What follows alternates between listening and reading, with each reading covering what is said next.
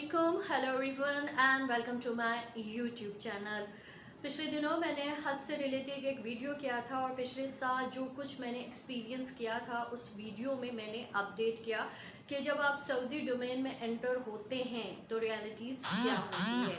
आज ministry of हज Saudi Arabia का एक प्रेस रिलीज़ मैंने गल्फ़ न्यूज़ और गल्फ़ टुडे में वो पब्लिश हो चुका है और वो तमाम हक़ाइक़ जो उस वीडियो में मैंने आपके साथ शेयर की हैं वो तमाम अपडेट्स मिनिस्ट्री ऑफ हज सऊदी अरेबिया ने भी आने वाले तमाम हुजाज कराम से कहा है कि आपने ये सारे जो टिप्स वो जो बता रहे हैं इस पर अगर आपने अपने आप को तैयार नहीं किया तो आपके लिए हज शायद मुश्किल हो जाए। अच्छा, लास्ट ईयर जब हमने भी हज किया था तो मुझे नहीं लगता कि इस तरह का कोई प्रेस रिलीज़ मिनिस्ट्री ऑफ हज की तरफ से आया था।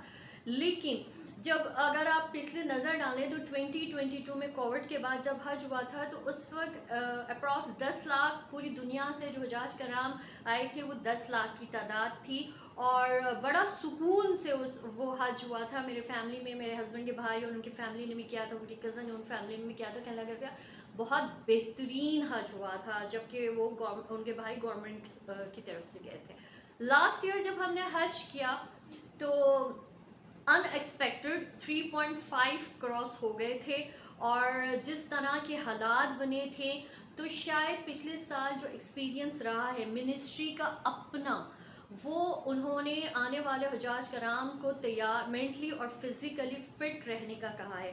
अच्छा, वो जो प्रेस रिलीज़ है मैं आपके साथ इसलिए इस वीडियो में शेयर करना चाहती हूँ क्योंकि मुझे बहुत अच्छा लगा था। मोइन मेरे भाई, तुमने मुझे इतना अप्रिशिएट किया और जब वो एजाज़ मुक़द्दस के साथ होते हैं वो और हमारे साथ कंटिन्यूस राइड फ्रॉम कराची जब हमने डिसाइड किया था और मोइन हमें अपडेट कर रहा था, फैसल ने भी बड़ा कोऑपरेट किया था। तो जब मैंने ये वीडियो उसे भेजा तो उसने कहा आई थिंक उसने फजर पे देखा होगा क्योंकि मैंने तो दूसरे दिन सुबह उसका मैसेज आया था, कहने लगे बाजी क्या कमाल वीडियो आपने किया है।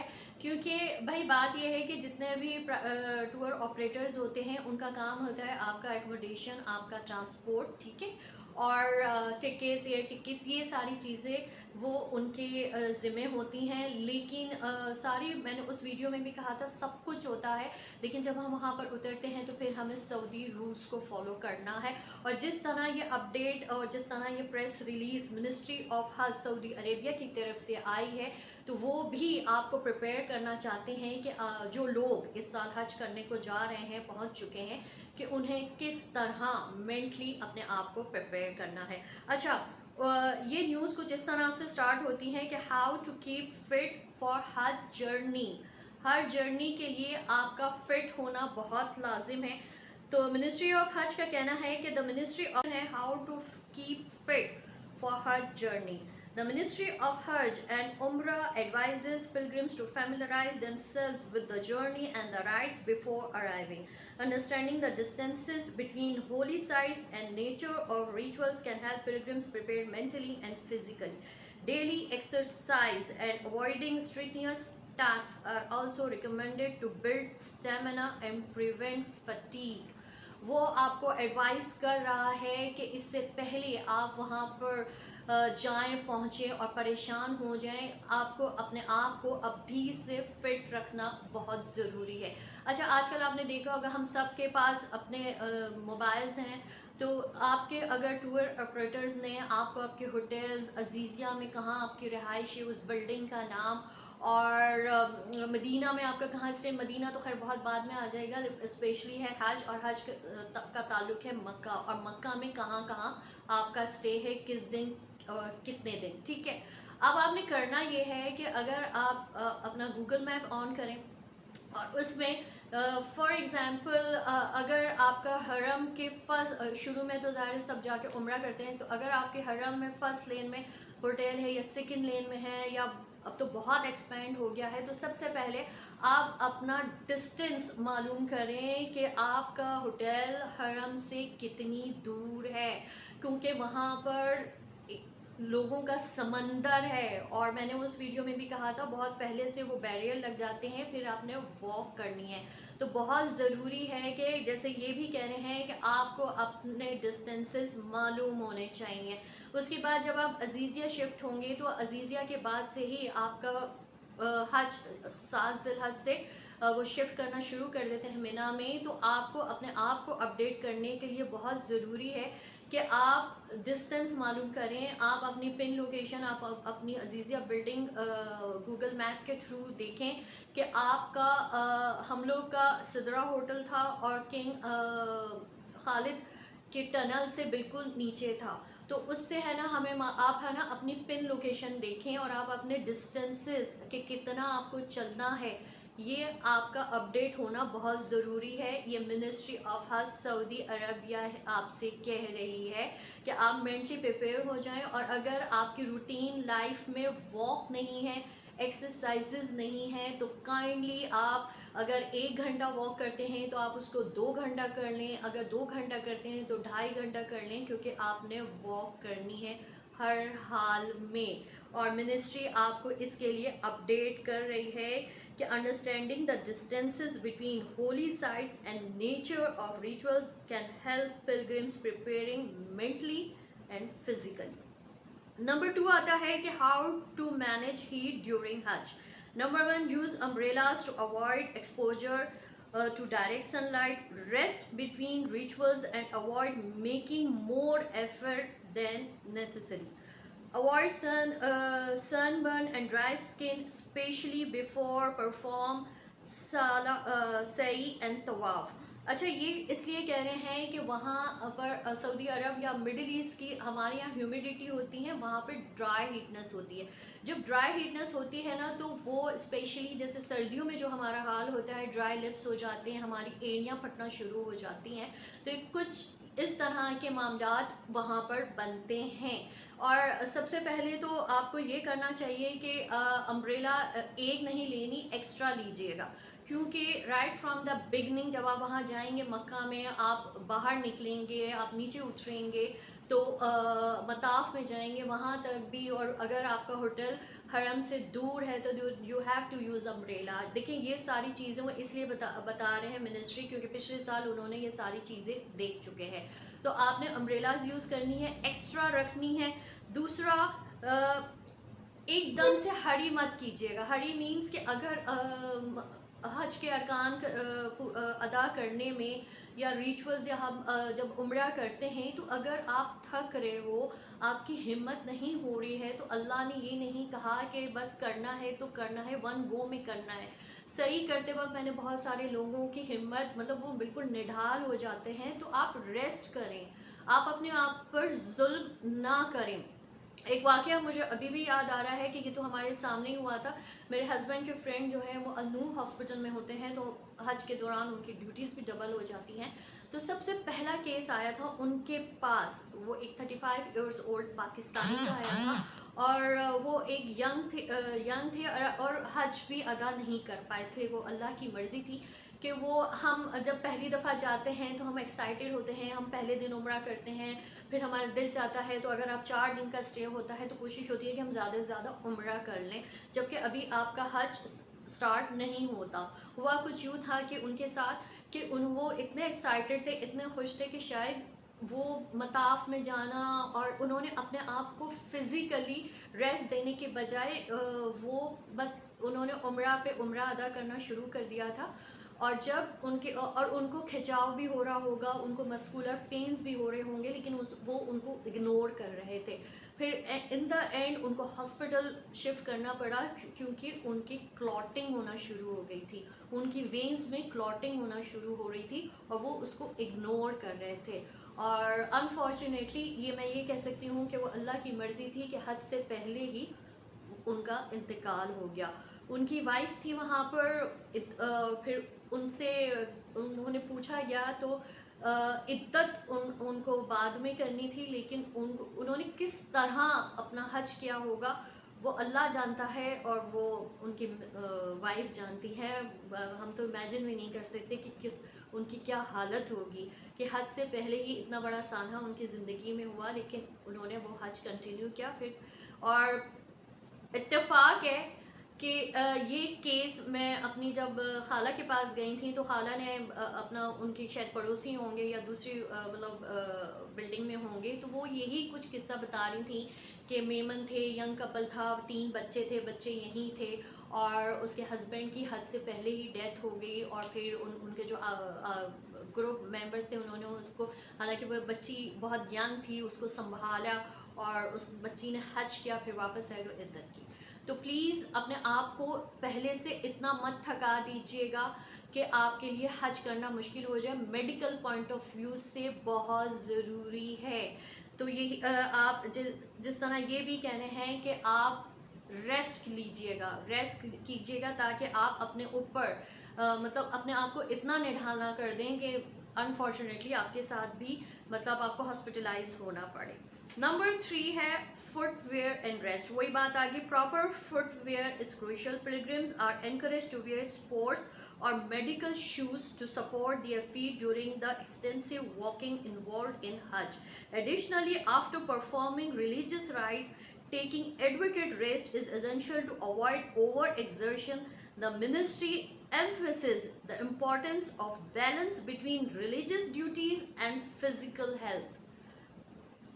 मिनिस्ट्री आपसे कह रही है और ये आपको मतलब आप इसको प्रिवेंशंस कह दें, प्रिकॉशंस कह दें, इंस्ट्रक्शंस समझ लें। और ये बड़ी बेहतरीन इंस्ट्रक्शंस इन्होंने रिलीज़ की हैं क्योंकि ये हमने एक्सपीरियंस किया है।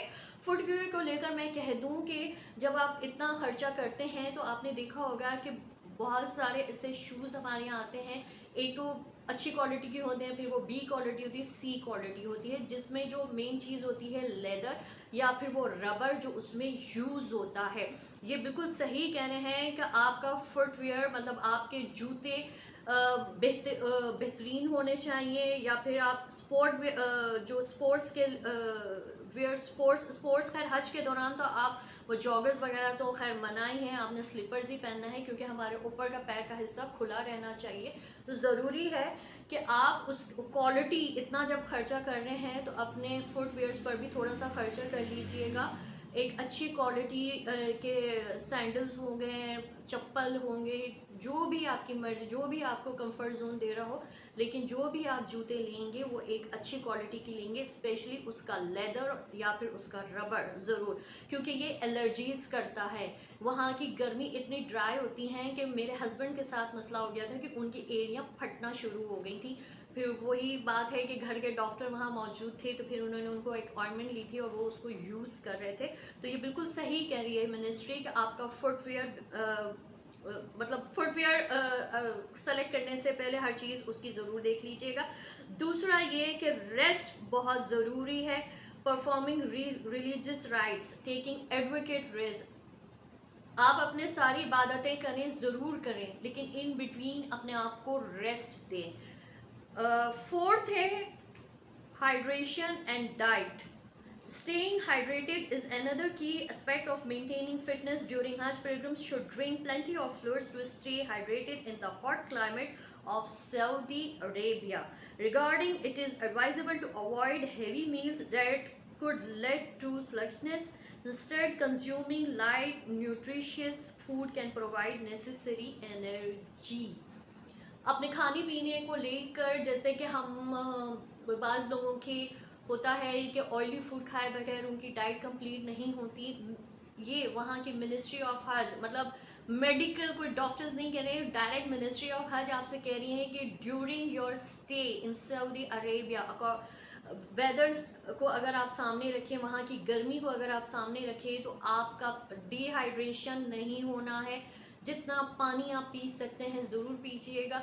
ड्रिंक्स अवॉइड कीजिएगा, रीज़न इज़ कि उससे आपका थ्रोट इन्फेक्शन हो सकता है, जूसेस हो सकता है, खजूर का शेक हो सकता है, फ्रूट्स खाइएगा, लेकिन मुरगन ग़िज़ाएँ से दूर रहिएगा क्योंकि उसके बाद आपकी तबीयत में बेचैनी भी पैदा होती है, हैवीनेस भी होता है। तो जितनी लाइट डाइट का इंटेक आप करेंगे उतना आपके लिए बेहतर होगा।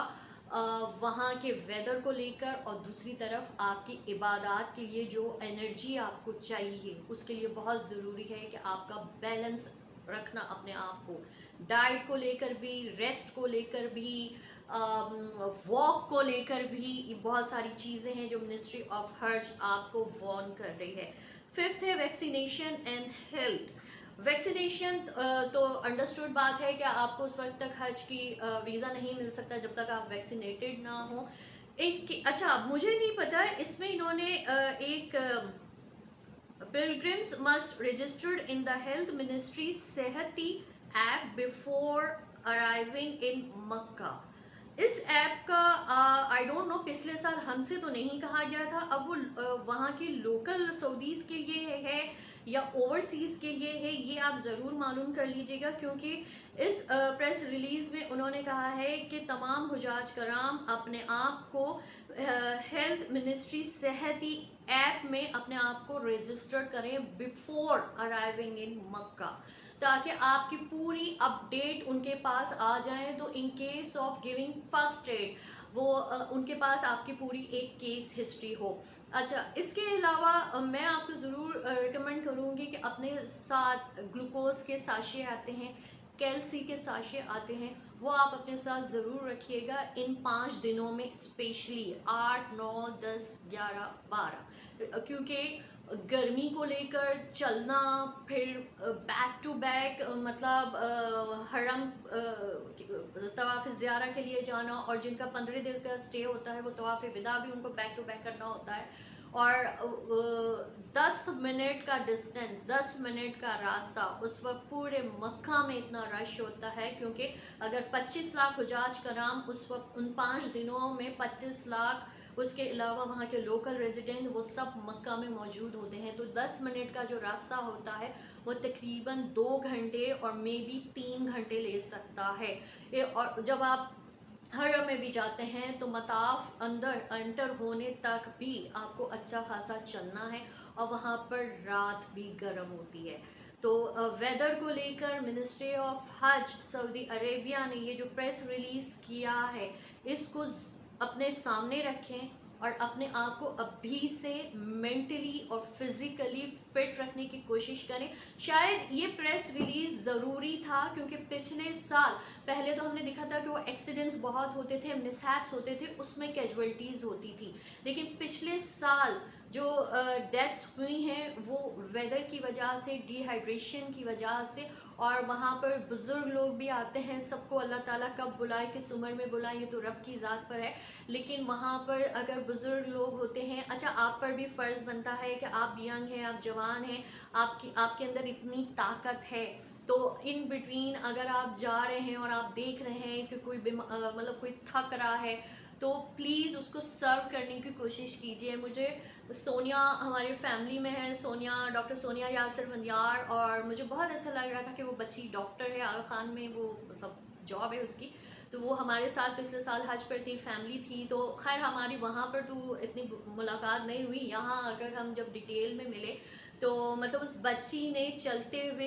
एज अ डॉक्टर उसने जहाँ भी देखा कि लोगों को फर्स्ट एड चाहिए तो वो बच्ची अपना वो सर्व भी कर रही थी। मैं डॉक्टर नहीं हूँ, लेकिन मेरे पास आप जब मताफ में जाएं, हरम में जाएं, जब भी जाएं, आपका जो क्रॉस बैग होगा अपने लिए भी ज़रूर रखें, कैल्सी के साशे रखिएगा, ग्लूकोज के साशे रखिएगा, क्योंकि जैसे ही आपको फील हो कि यू आर गेटिंग डाउन तो वो आपके लिए बड़ा प्लस पॉइंट होगा। पानी वहाँ पर जगह जगह कूलर्स भी रखे हुए होते हैं, वो लोग बॉटल्स भी दे रहे होते हैं, तो खाली बॉटल अपने पास रखें, क्योंकि जहाँ आपको कूलर नज़र आए अपनी बॉटल फिल करनी है, नो मैटर कि आप प्यास लगी है या नहीं लगी है। और अगर आप देखें कि किसी को आपकी ज़रूरत है तो आगे बढ़िएगा, और अगर आपके पास भी कोई ऐसी मेडिकेशन है जो उस वक्त उसकी नीड है, फॉर एग्जांपल मतलब मैं टैबलेट्स की बात नहीं कर रही हूँ, जैसे ये कैल्सी के साशे की बात कर रही हूँ, ग्लूकोज की बात कर रही हूँ, तो आगे बढ़िएगा और उनकी मदद कीजिएगा कि जहाँ आप अल्लाह को राज़ी करेंगे, को अल्लाह को राज़ी करने का बेहतरीन तरीका ये भी है कि इर्द गिर्द जो हुजाज कराम होंगे, जिसमें बुज़ुर्ग भी होते हैं, जिसमें ऐसे लोग भी होते हैं जो निढाल हो रहे होते हैं, तो आपने आगे बढ़कर उनकी मदद करनी है, तो ये हमने भी किया। मैंने भी किया, मेरी बच्ची ने भी किया, और बहुत सारे लोग जो ये समझते थे कि उनको देखकर। और अगर आपके पास कुछ एक्स्ट्रा अम्ब्रेला है, कुछ भी एक्स्ट्रा है और आप लगता है कि वो तकलीफ़ में है, तो सोचिएगा मत, दे दीजिएगा। तो शायद यही वो आपके मतलब सर्विंग होगी, जो आपके हज को इबादत के साथ, ये जो अल्लाह के बंदों की आप जब अपने आप को पेश करेंगे, तो ये भी हज मबरूर करने में बहुत काम करता है। Thank you so much. Allah.